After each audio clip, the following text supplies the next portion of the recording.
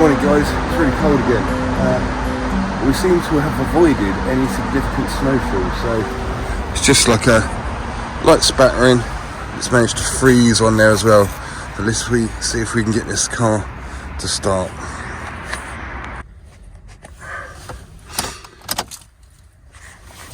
Okay, last time I've done this, a lot of guys commented, said it could be some sort of dance track. You could put a beat to it and nobody would notice. Okay, normally on the third go she starts when it's cold like this. Well, I have to keep turning the ignition on and off because it's a diesel, and it shows me the little light that the coil pipes are warming up the fuel. So once it's done that a few times,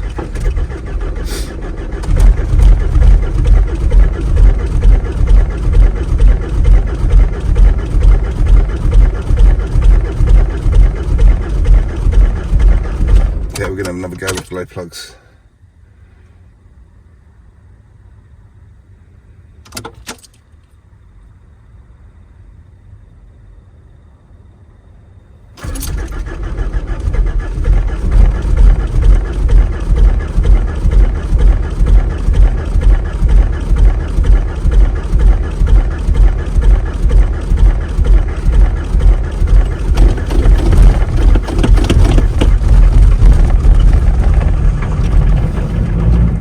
Second time. A little pump with the fuel, a little bit of gas on there, and that seemed to kick it in. So yeah, she started again. I don't know what temperature is, it's really cold, it's like -3 or something. So we are in for Jasper today. We need to get to the job and see exactly what's going on. I had a brief description. Apparently it's a load of making good, but loads of bits of COVID and that. I don't think we've done COVID on this channel yet. So welcome to the channel, Plaster Master 74. Let's get to the job and see what we're going to do today.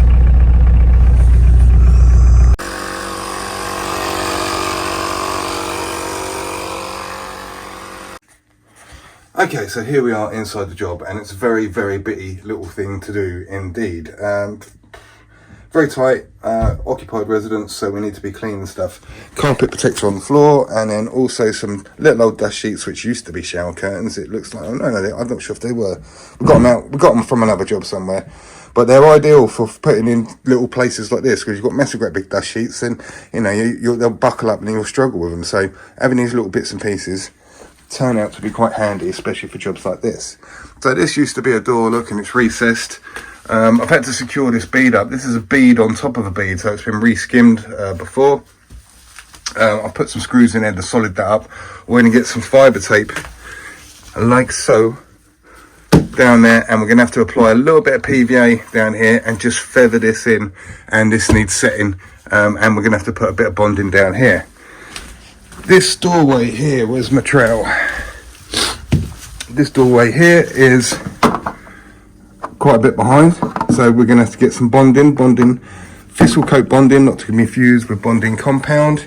It's for lower suctions, but if you want to be double sure, you can just give that plasterboard a little lick with PVA just to make sure that bonding sticks to it, okay, because there's not much key to it, to be honest with you. So we've got to come out to that level all the way through there. We've got a little bit of coding to make good, so we're going to have to bond that out and float that until we can do that. And then we've got this awkward little bathroom that Jasper's covering up. We've got the whole ceiling to do, and we're doing all the walls. So like I say, I've only just turned up to this job this morning. I haven't seen it before, so this is what's been presented to be done. See, there's a little tile there. So what we're doing, all the walls and inside this shower tray. So more awkward than anything else. So here's our fibre tape. This is called Plaster's Grey Scrim. If you've been watching the channel, you'll note that we've been looking at all the extreme names that they have for different scrims, different brands of it and stuff. This is just simply called Plaster's Grey Scrim. It's hard to do with one hand, but to cut it, hold on a sec. So yeah, I can't do it a cut screw with one hand, but what you do is you pull your roll out over here, and then you pull the roll back over the blade of the trowel, and then it should cut off in a nice clean edge like you can see here if I get out of the light. So it's clean edge. Here we're not coming around onto this wall, but look, the plasterboard finishes there. So what I tend to do is just get the scrim just to go around that tiny little bit, and then with your trowel you can tuck it kind of like in that little gap. Okay, so it's flush there. An alternative is to scrim all the way around, as you would do usually, plaster it, and then when the wall is dry, just prior to painting, you'll just run a standing knife down there and take that excess bit of scrim off. Here we go then, look, I found a trap in it already. Started to put some fibre tape across this joint because originally we were in to plaster the whole ceiling in, and I noticed there was a little bit of paint flaking, so I just got my trowel and look, I've been able to peel it off. Obviously it's a high moisture area, but what's here is what I call, or us in this area down here in the south, called distemper, or I think if you're up north you might call it a lime wash, but basically it's a paint which is just like chalk. Okay, I think the idea was to put it on the ceiling, but I'm surprised it's got it in this house. So what's happened is somebody's painted over it, so a layer of paint is all right, a layer of paint will stick to it, but obviously when we plaster this, we're sticking the plaster to this layer of paint, and then we're putting on the weight and we're making it wet, and then the weight of the plaster is going to pull this paint away from this surface. So this is definitely a trap, and quite often it waits for you to get the second coat on, and when you start troweling up, that is when it will start failing on you, and big lumps of it will start falling out, getting on the floor. It's a nightmare. It is a landmine, this one. This is probably the worst thing you can come across on ceilings, especially if you don't notice it. Well, I did look, and some of it is peeling there, let's see. So that's why I thought I'm just going to give that a little test just to see if there's this distemper there, and totally is. You can either overboard this or get the paint off and try and wash that distemper off and get some sort of stabilizing agent in there. But luckily Jasper is here with us, just helping us set up, because it's his job, it's not my job, and like I said, I've only just seen this morning. So I have now just been instructed just to plaster up to that line, and we're not going to go over that at all. Okay, so we're just going to make this ceiling good, and it's not in too bad a shape, so it's probably going to need a little bit of sanding, a little bit of touching up afterwards. Okay, but yeah, watch out for that on ceilings, especially old places. I wouldn't have thought it would have been in here, to be honest with you. It doesn't look old enough, but yeah, got to be careful. If it's flaking, it's well worth having a little test up there. Like I say, if you see any little flaking stuff, then yeah, give it a little scrape, and if you got that chalky stuff comes off in your fingers, it's going to be lime wash distemper. Here we go, look, this is it's quite a new 20 by 5 inch carbon steel trowel. It's got a little bit of dirt on it, and as you can see, it hasn't been used for about a week or so, and because it is new, we're still getting quite a bit of orange rust off of it. Like I said, it hasn't been used for a week, but obviously the area we need to concern ourselves with is this, look, so been put away wet, and this is why these carbon steel, the rusty ones, do need a little bit of maintenance. So if you are a DIY guy, you're probably better off sticking with a stainless steel trowel.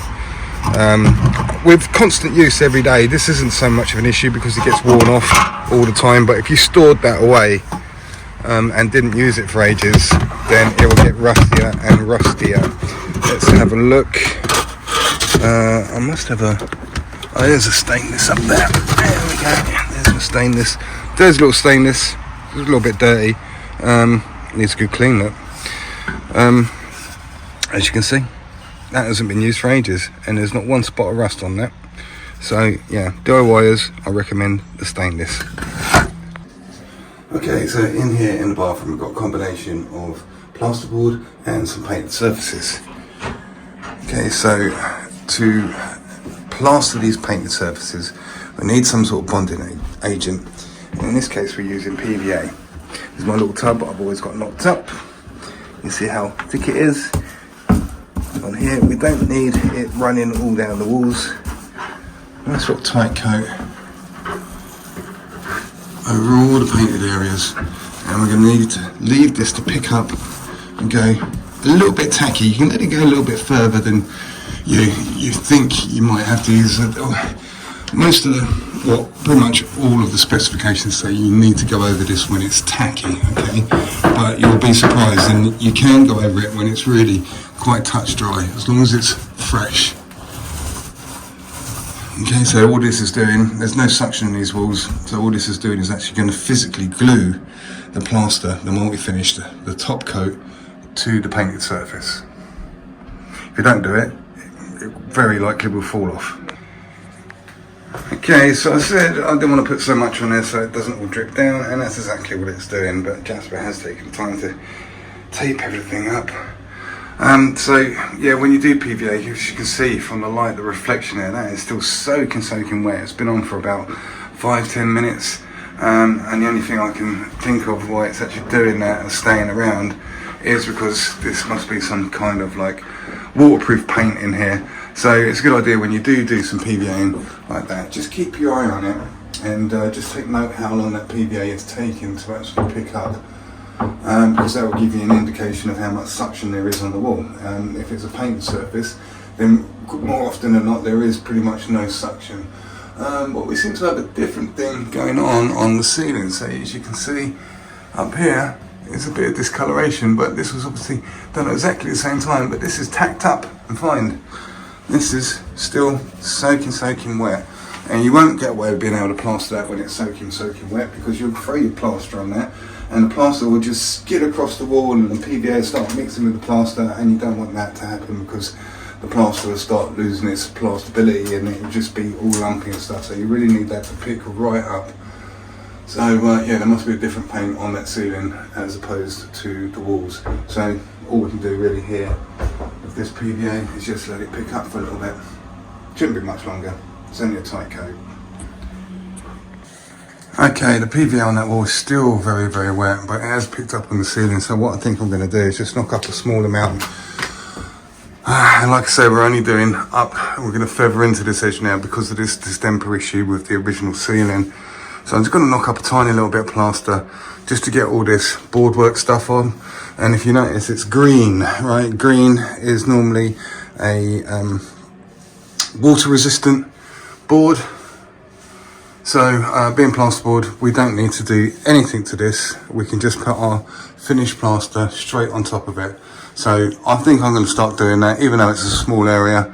I'm going to start setting this and get it going. Another bonding agent you could possibly use is SBR, styrene butane polymer resin, I think it is. Some people say it's butane rubber. The R stands for rubber. It goes off a lot quicker. The only problem with that stuff is it's really quite strong. You don't want to get it on anything that you don't want to get it on. It can really stick on things and not get off. It's a waterproof bonding agent. It's really quite aggressive. Maybe a bit overkill for something like this, but it does pick up a lot quicker, so maybe we could have done that, but I haven't got any. I've only got the PVA tub. I find PVA much more versatile for different situations, so that is what I tend to stick with. What else was I going to say? Oh yeah, it's probably quite a good idea to knock up, even though it's a small amount, because these walls have got no suction at all because the PVA is not going off on them. So by knocking up enough plaster just to get this in this one, not only am I sort of breaking the gauge up, but then when I start washing out the bucket and stuff, I'm going to have some dirty water from that gauge. So when it does come round to knocking up for this really low suction area, I'm going to be able to use a little bit of dirty water in that mix from this mix to try and speed those walls up a little bit and not have to wait the full 3 hours for them to set, because there's just no absorption going on in those walls whatsoever. Okay, so here's the product we are using. It's Thistle Multi-Finish by British Gypsum. You can get board finish, will work perfectly well in this situation, but we find it quite struggle to get board finish down here in the southeast. So we're in Berkshire.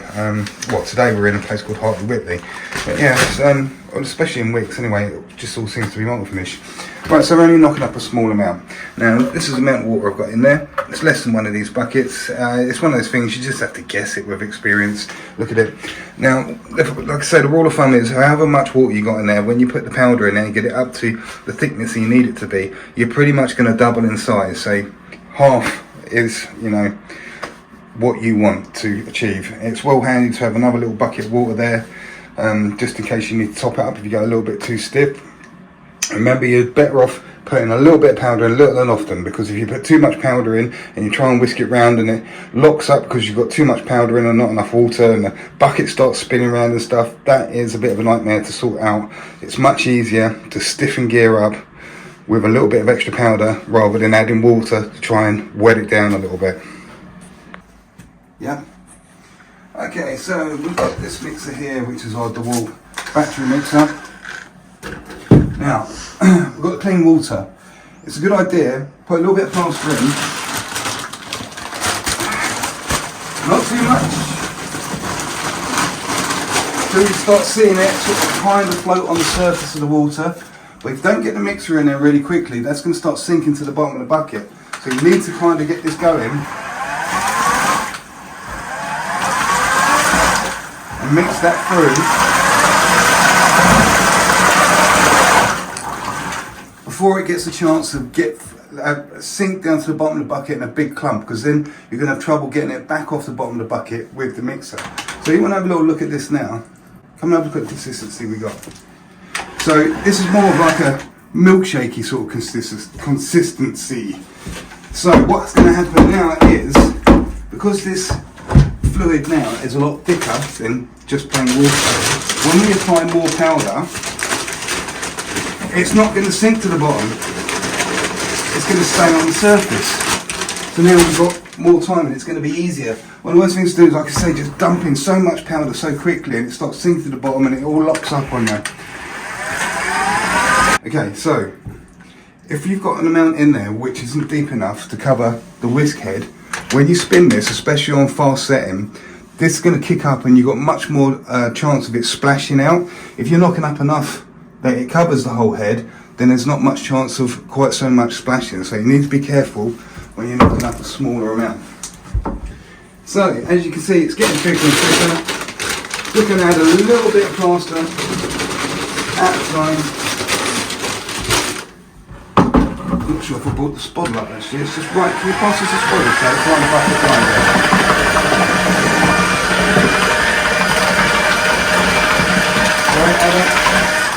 Okay, so come and have a look now.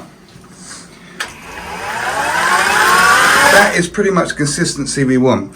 I tend to knock it up, especially in little awkward areas like this, a little bit thicker. And if you are a DIY guy, it's probably a good job to knock it up a little bit thicker because it makes it a little bit easier to handle. Now at this point, we've got the lumps in there, okay, but we've got kind of got the consistency we want. So to knock these lumps out, what we have to do is take your bucket trowel or spottle if you like, and scrape down the edges, because you've got all this hard stuff that the whisk hasn't been able to collect up.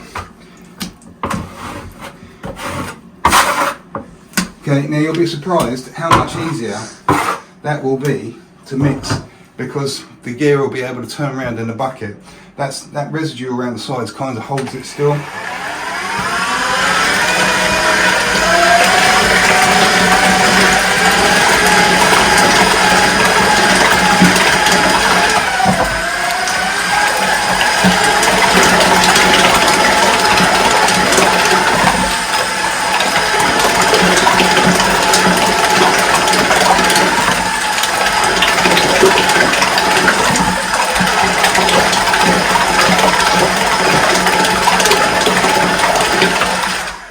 There we go, look.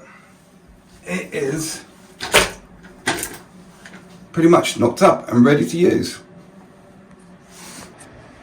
Okay, I didn't go into one, but look, I managed to get a first coat over everything. That PVA did pick up in the end.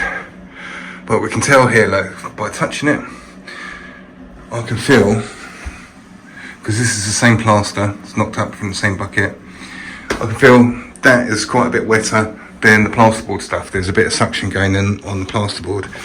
Let's come and have a quick look at what's going on out here, because we still need to get this on. So we've got a painted surface here and we've got plasterboard, so we've got two different suction rates happening on the same wall. Now we was going to float this out, but then we realised there was some plasterboard downstairs in the garage and it was 9mm, and we was able to get it on and tack it onto this area which was a stud work already. This area had been foamed, with expanding foam. It's pretty much gone off, but we haven't scrimmed it yet. I've just filled that deficit there. But as we can see, look, come out the light, look, okay. Always an issue with the light. There's a crack occurring here already because we didn't put any scrim fibre tape, plasterer's tape over it. So what's happening is, where that plasterboard's cut, you got the dry, dusty area. So this has got the paper on it. Here you got the dusty area. So that's what's happening there, is that dusty area is getting and sucking all the water out of that plastered edge, and it's contracting a little bit. There's a bit of a bulge there because that's the foam. But you can see it, look, pushing around. So now is the time, whilst this plaster is still a little bit wet, to run some fibre tape into that wet plaster. Fibre tape, regular old grey plaster of scrim, and we want it close to the surface. Okay, so that's what we're going to do. Oh, there's someone there already, look, over this, and that should stop. There's no bounce in it, it's only in the foam. Yeah, that will stop that crack from reoccurring. So we've got our scrim tape over there, and we are just using the trowel, as you see, just pushing it in to that plaster. It's still a little bit damp, okay, it's a little bit workable. If this plaster had set and gone right off, you can really struggle to get the scrim, even though it's self-adhesive, to stick to it. So you might need to staple it, get it up there somewhere, or actually knock up another bit of plaster. I'm not going to have to put this wall on now. Yeah, definitely, 100%. So Shay is in here, it's got that. Oh, we definitely want to get that little return on there as well. We don't want to be waiting just around for that. Okay. Okay, so you can see there's a few trail marks in this first coat. So this is just a 13-inch carbon steel. So all we're doing, putting the pressure on the back of the trail here and trying to stay light on the front. Okay, so what you're doing is, so we're starting to get a bit of a build up, and we're using this to flatten stuff out. So you can see we've got our ridge there, pressure on the back of the trail, irons it out. It's gone quite a bit, so it is a little bit easier to flatten in. And one of the worst things you can do is keep playing with the material when it's wet, because you'll upset the granules inside it. So look, see there's a little bit of a ridge there. Just feel that, a little bit of residue we got. Okay, and we're holding the trowel fairly flat at this stage. Now this has been on 10 minutes. I gave it a quick flatten, but it was quite deep in some areas. So quite often, one of the best things you can do is leave something to pick up, not play with it, upset the structure of the depth of the coat of the plaster, let it pick up, and it makes it a lot easier because you can be a bit rougher with it and actually use that blade with the trowel. You can see, open it up, whack a little bit more on there, and then close the trowel up a little bit with the angle, and that smooths things out. So let's have a look at the trail marks we've got in this wall.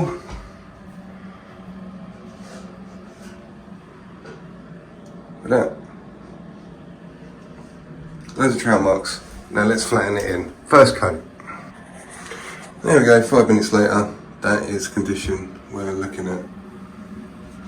Okay, so this is the first coat. We are concentrating on getting things flat, not smooth. That's why we're using the blade of the trowel in such a manner.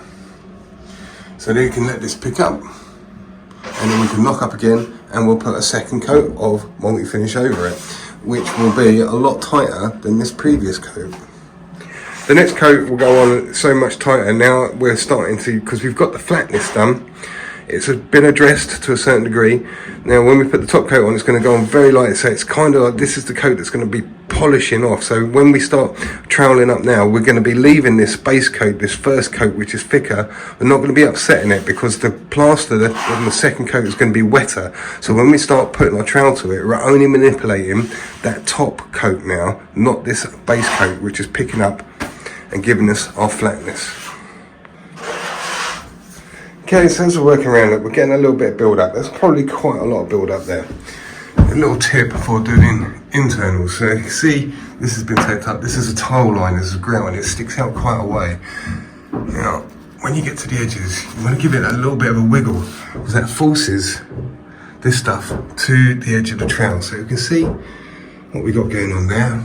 Give it a little wiggle and work away. And hopefully, you should get a nice crisp line, although it's quite angled there into the grout line.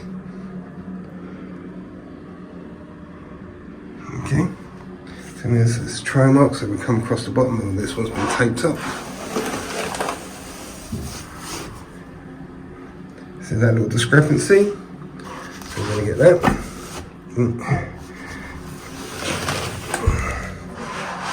Work our way across. Staying nice and light on the toe, because this is the thing that takes the little trowel mark out. Another little thing to add, look, so you can see, look, where the tile line has come flush with the door frame, but here it's not flush, so you know what, we can't come out to that door frame. His architrave is going to have to be filled around the back, so the architrave is going to come off here, and it's going to cause a little gap, so he's going to have to get some painter's caulkers hanging up the back of the architrave. So unfortunately, that's occurring all the way around this door frame, and it makes a little area like this very much more tricky than being able to use that and come to the level of the door frame, which is what usually happens, but here we can't do it. So we try and tidy up these internals. I don't ever use corner trowels myself. I tend to use the trowels. Okay, so again, we're just giving it that little wiggle, get a little bit of residue. If you need to, we'll just put it on there. A little bit of residue right on the edge of the trowel. I'm going to feed that into the internal. Give it a little bit of a wiggle. Might seem slower. Oh, sorry, I'm recording properly. I'm trying to watch what I'm doing and film at the same time. There's a bit of a gap here.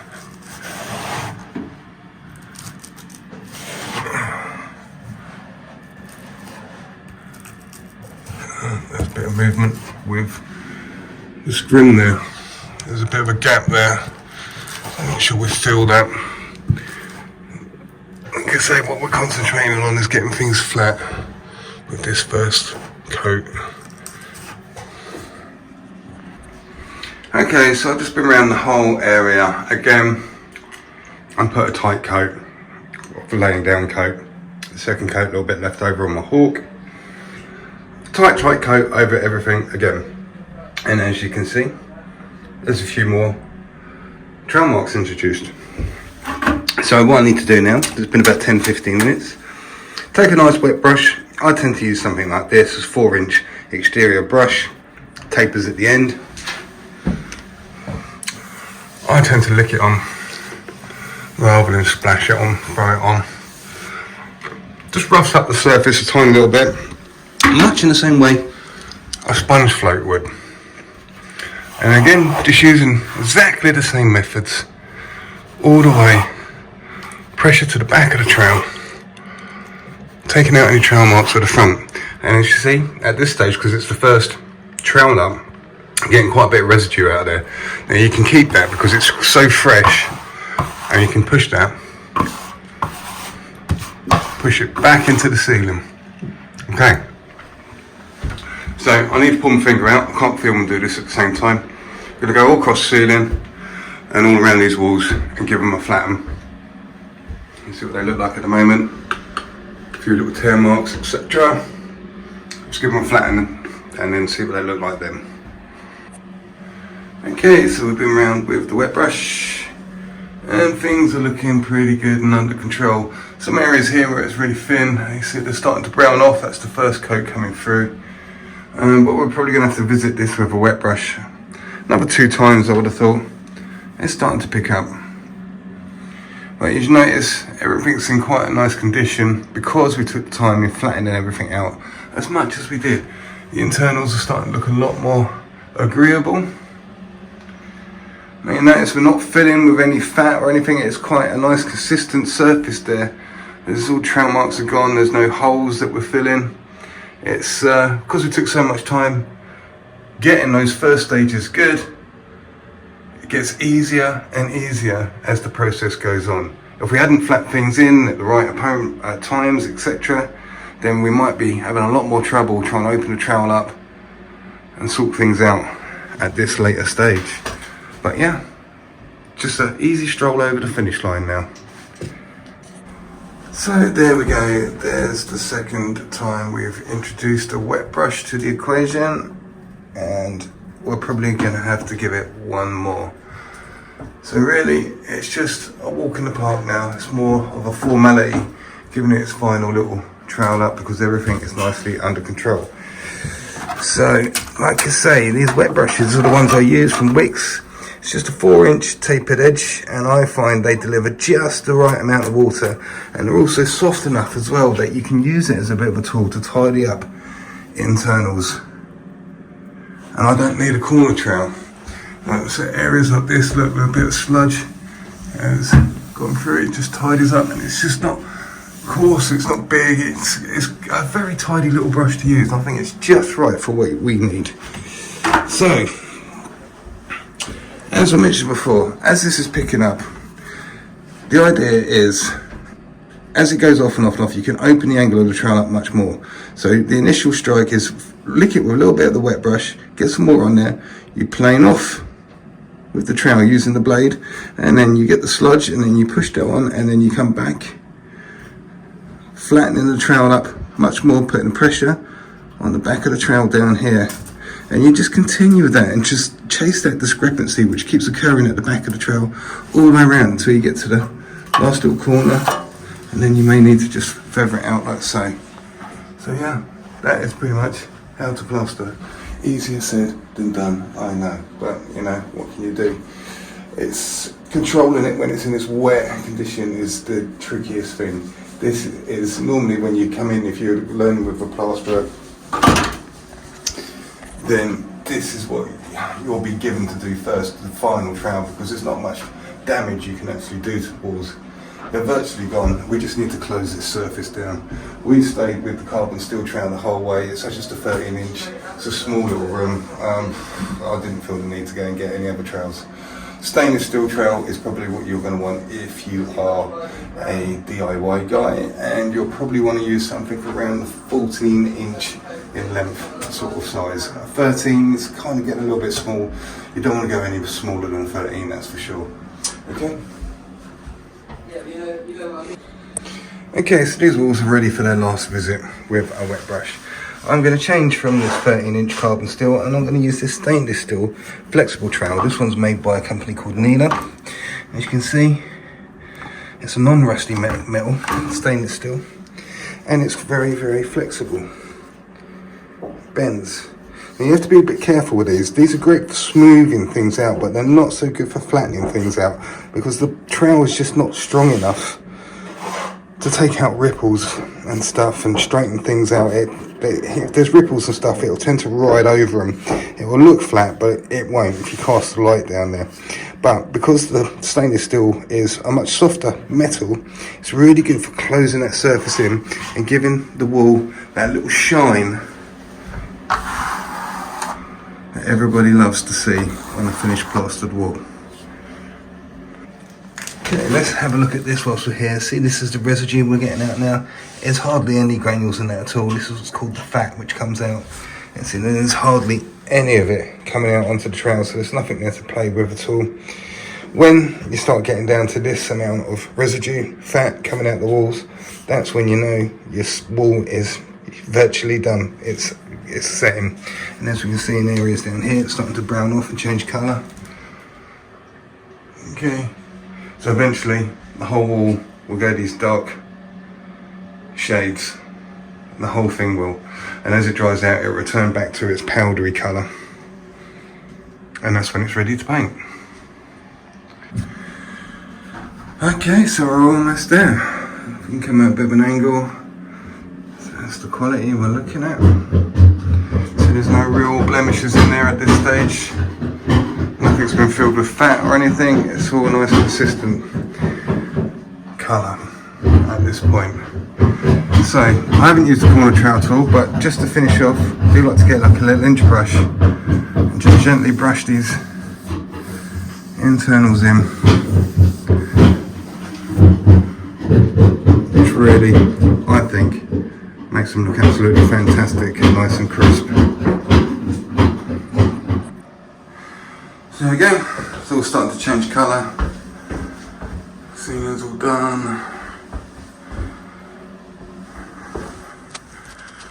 So yeah, it's quite a bitty little job today. This is all done.